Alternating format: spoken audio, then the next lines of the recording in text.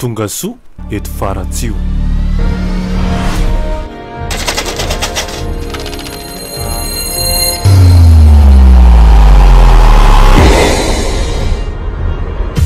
fanfijaliko maly no heritro androany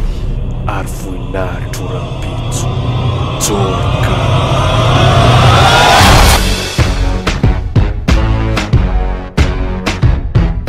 imbilaya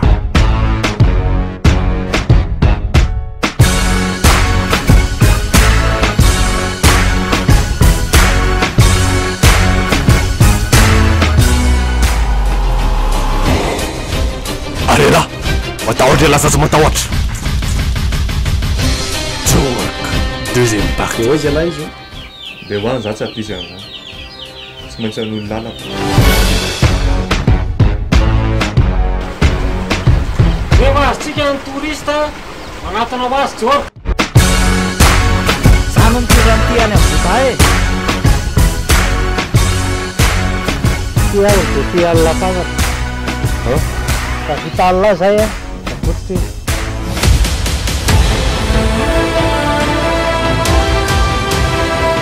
fa tsy vita alina zay a de bye bye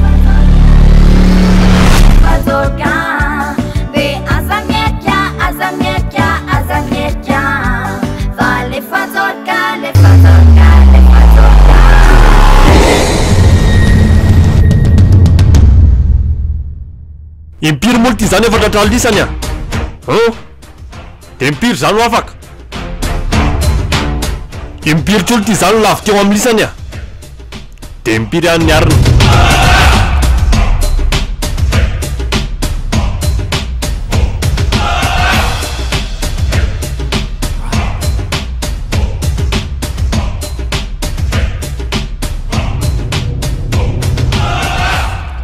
tantara mampalahelo no mahatonga saina noho izahay e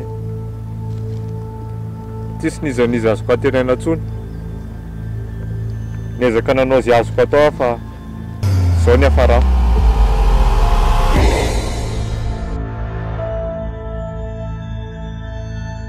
sady mampine no mampitaintain aza manina andriamanitra tsy andriamanitra zany zaka jesosy a tsy jesosy koa za mitsangana tamin'ny maty jorka jorka imbilaya deuxième partie en cinéma ho anao na ho anareo na ho ana fikambanana na ho ana fiangonana na ho ana tokantrano na ho ana tsy haikotsony ka te rasa aminay andefa ny cinéma jorka imbilaya dia afaka miantsony laharana 034 94 785